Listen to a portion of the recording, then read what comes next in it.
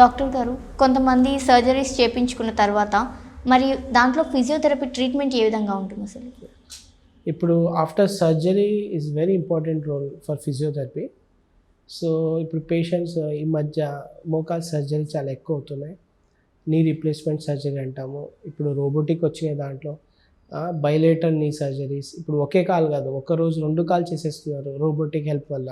So దాంట్లో కూడా ఎలా అంటే చాలా పర్ఫెక్ట్ మెజర్మెంట్స్తో పాటు ఎంత బోన్ కట్ చేయాలి, ఎంత అలైన్మెంట్ పెట్టాలి, ఎలా ఫిట్టింగ్ చేయాలని కంప్లీట్ రోబోటిక్ వల్ల వచ్చేస్తుంది. సో దీని తర్వాత ఈ జస్ట్ 30% రూల్ ఇది. దాని తర్వాత పేషెంట్ బెడ్ నుంచి మళ్ళీ బ్యాక్ టు నార్మల్ వాకింగ్కి రావాలంటే ఫిజియోథెరపీ చాలా ఇంపార్టెంట్.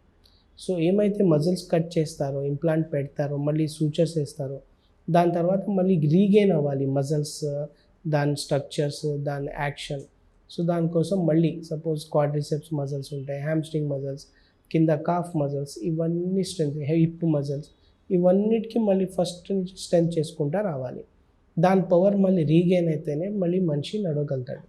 ఒకవేళ ఫిజియోథెరపీ చేయలేదు, అలాగే వదిలేశారు, జనరల్గా ఏదో మూమెంట్ చేసుకుంటున్నారు, కానీ ఆ మజిల్స్ ఏమైతే పవర్ రావాలో అది రాకుండా ఉంటే అది వీక్నెస్ ఉండిపోతుంది. సో దానివల్ల ఏమవుతుందంటే మజిల్స్ పవర్ తగ్గిపోతుంది. సో నడవాలంటే వీక్నెస్ ఉంటుంది, మళ్ళీ బోన్స్ కదులుతూ ఉంటుంది, మజిల్స్ కూడా ఎట్రోఫీకి వెళ్ళిపోతుంది, వీక్నెస్ వచ్చేస్తుంది. సో అంత సర్జరీ చేసిన తర్వాత కూడా యూజ్ లేకుండా అయిపోతుంది. సో ఇదే కాకుండా shoulder surgeries, spinal cord surgeries, ఇవన్నీ చేసిన తర్వాత మళ్ళీ ఎక్సర్సైజెస్ చేసి ఆ మజిల్ స్ట్రక్చర్స్కి మళ్ళీ పవర్ వచ్చినట్టు చేయాలి. అది only possible in physiotherapy rehabilitation. Sir, after surgery ఇలాంటి కేసెస్లో మూమెంట్ రావడానికి, వాళ్ళు నార్మల్ అవ్వడానికి ఎంత టైం పడుతుండొచ్చు? అగైన్ ఇది ఏంటంటే ఇండివిజువల్ మీద ఉంటుంది. వాళ్ళు మంచిగా తిని మంచిగా ఎక్సర్సైజ్ ఫాలో చేస్తే నీ రీప్లేస్మెంట్కి ఎలా అంటే ఒక 2-3 మంత్స్ పడుతుంది minimum average. So fracture cases ఉంటాయి, ఫ్రాక్చర్ కేసెస్లో కూడా సర్జరీ చేసి ఇమ్మొబిలైజ్ చేసి 1 మంత్ తర్వాత సూచర్స్ రిమూవ్ చేసిన తర్వాత ఒక్కొక్క ఇండివిజువల్, ఒక పర్సన్ 2 టైమ్స్ ఎక్సర్సైజ్ చేసి మంచి ఫుడ్ తీసుకుంటే, సప్లిమెంట్స్ మంచిగా వేసుకుంటే తొందరగా హీల్ అవుతారు. సో ఒక స్లాట్ అని ఉండదు, ఇట్ డిపెండ్స్ ఆన్ ఇండివిజువల్. ఆయన ఎంత మాకు కోఆపరేట్ చేస్తే అంత తొందరగా హీల్ అవుతుంది. సార్, అంటే నార్మల్గా కొంతమందికి మోకాలు నొప్పులు బాగా ఉంటుంటాయి. ఏంటంటే ఆ ఎముకల మధ్యలో ఆ గుజ్జు అరిగిపోవడం వల్ల అలా అయింది అని చెప్తుంటారు కదా. సో ఫిజియోథెరపీలో ఆ ట్రీట్మెంట్ అనేది అది ఎంతవరకు హెల్ప్ అవుతుంది? ఇప్పుడు స్టేజెస్ ఉంటాయి, మా స్టేజ్ 1, స్టేజ్ 2 అని స్టేజ్ 4 ఉంటాయి. సో దాంట్లో ఏమంటే 1-2 స్టేజ్లో స్టార్ట్ అయింది. సో దాంట్లో ఏం చేయాలంటే గుజ్జు తగ్గిపోయి బోన్ టు బోన్ రబ్ అవ్వడం అని 4th స్టేజ్లో ఉంటుంది. స్టార్టింగ్లో ఏంటంటే ఇప్పుడే వేర్ అండ్ టేర్ స్టార్ట్ అవుతుంది. అప్పుడు ఫిజియోథెరపీ చేసి ఏం చేయాలంటే ఆ ట్రీట్మెంట్ ఎక్విప్మెంట్స్ వల్ల పెయిన్ తగ్గిపోతుంది. దాని తర్వాత ఫుడ్, మనకి గ్లూకోజమైన్, కొలాజిన్, పెప్టైడ్, ఇవన్నీ కొన్ని సప్లిమెంట్స్ తీసుకోవాలి. దానివల్ల మనకి జాయింట్స్లో గుజ్జు లాంటిది పదార్థం ఫామ్ అవుతుంది. ప్లస్ అది ఫుడ్లో కూడా మనం పీచు పదార్థాలు అన్నీ ఉంటాయి, like drum stick, ladies finger, అవి అలాంటివి తింటే కూడా సో కొద్ది వరకు హెల్ప్ అవుతుంది. సో దానివల్ల ఏమంటే జాయింట్లో లూబ్రికేషన్ ఇంప్రూవ్ అవుతుంది. సో ఫిజియోథెరపీ చేయించుకుంటా మళ్ళీ పెయిన్ వల్ల లెగ్ మజిల్స్ వీక్ అయిపోతాయి. సో అవి స్ట్రెంత్ చేసుకుంటూ ఉంటే ప్రాబ్లం ఉండదు. దాంతోపాటు మనకి క్యాప్స్ ఉంటాయి, నీ క్యాప్స్, హింజెస్ వెరైటీ ఉంటుంది, అన్నీ ఉంటాయి.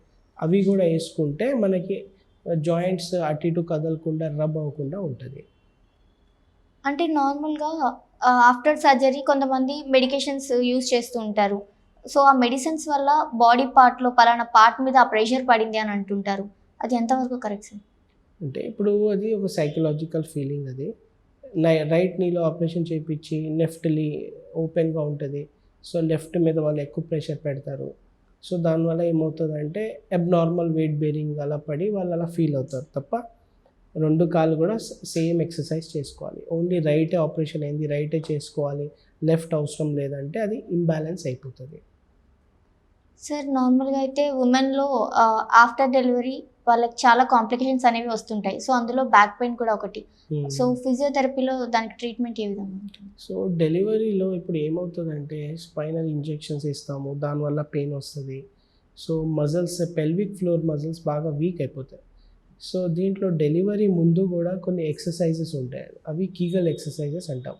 పెల్విక్ ఫ్లోర్ మజిల్స్కి స్ట్రెంత్ చేయాలి. ఏమేమైతే మజిల్స్ ఉంటాయి పెల్విక్ ఫ్లోర్ మజిల్స్, దాని రిలేటెడ్ ఎక్సర్సైజెస్, అవి ఎక్సర్సైజ్ చేసుకుంటే బిఫోర్ డెలివరీ, సో డెలివరీ టైంలో మజిల్ స్ట్రాంగ్ ఉంటుంది. ఎనస్థీషియా ఇచ్చిన తర్వాత కూడా muscles can able to push the baby. So దాంట్లో ఆ ప్రెషర్ వల్ల మజిల్స్ బాగా స్ట్రెయిన్ అవుతుంది. అందుకే డెలివరీ తర్వాత బ్యాక్ పెయిన్ ఇవన్నీ ఇష్యూస్ ఉంటాయి ఫీమేల్స్లో. అది అయిపోయిన తర్వాత మళ్ళీ రీహాబిలిటేషన్ చేసుకోవాలి ఆఫ్టర్ డెలివరీ. సో ఆ మజిల్స్కి పెల్విక్ ఫ్లోర్ మజిల్స్కి మళ్ళీ స్ట్రెంత్ చేసుకుంటే ఇలాంటి ఏం ప్రాబ్లం రాదు. అదే ఈ జనరేషన్లో ఇప్పుడు అందరూ ప్రిఫర్ చేస్తున్నారు, గైనకాలజిస్ట్ వాళ్ళందరూ physiotherapy before delivery after delivery కూడా రిఫర్ చేస్తున్నారు. దీనివల్ల నార్మల్ డెలివరీస్ అవుతాయి, ప్లస్ కాంప్లికేషన్ లేకుండా అవుతుందండి. సార్ ఇలాంటి కేసెస్ చిన్నపిల్లల్లో కూడా వచ్చే అవకాశాలు ఉన్నాయా? చిన్నపిల్లలు అంటే ఇప్పుడు బ్యాక్ పెయిన్ కామన్ ఉంది. సో ఇప్పుడు ఎలా అంటే పిల్లలకి స్కూల్ బ్యాగ్స్ చాలా పెద్ద ఇష్యూ. హెవీ బ్యాగ్స్ వేసుకొని నడుస్తూ ఉంటారు, పాపం స్కూల్కి వెళ్తారు, స్కూల్ బస్ ఎక్కుతారు, దిగుతారు, క్యాంపస్లో అక్కడి వరకు నడవాలి. సో ఆ హెవీ బ్యాగ్స్ వల్ల కూడా వాళ్ళు లిఫ్ట్ చేసి వాళ్ళ ఏజ్ ఎంత, పాపం వాళ్ళు క్యారీ చేసే బ్యాగ్స్ వెయిట్స్ ఎంత. సో దానివల్ల కూడా 2-3 పేషెంట్స్ మా దగ్గర వచ్చారు, 7-8 years. So back pain, shoulder pain ఉందని. సో ద రీజన్ ఏంటంటే హెవీ బ్యాగ్స్ క్యారీ చేయడం వల్ల ఉంటుంది. సో వాళ్ళలో ఏం లేదు, కొద్దిగా ఫిట్నెస్ అండ్ ఫుడ్, డైట్, కొన్ని కాల్షియం సప్లిమెంట్స్ పిల్లలకి ఒక పీడియాట్రిషియన్ని కన్సల్ట్ అయ్యి, ఆర్థోపెడిషియన్ని సప్లిమెంట్స్ మంచి తీసుకొని కొద్ది హెవీ వెయిట్స్ లిఫ్ట్ చేయడం కొద్దిగా అవాయిడ్ చేస్తే కామన్ తగ్గిపోతుంది. ఇలాంటివి ఏమైనా పేరెంట్స్లో ఉంటే పిల్లలకి వచ్చే అవకాశం ఉంటుంది? అంటే జెనెటికల్లీ ఏంటంటే కంజనైటల్ ఇవి ఎలా ఉంటాయంటే డయాబెటీస్ ఇంకా కొన్ని ఉంటాయి, కానీ బ్యాక్ పెయిన్, నీ పెయిన్స్ అలాంటిది మనకి ఫాదర్స్ నుంచి పేరెంట్స్ నుంచి వచ్చేది ఉండదు. కొన్ని కండిషన్స్ ఉంటాయి తప్ప ఈ పెయిన్స్ ఇవన్నీ దానివల్ల రాదు.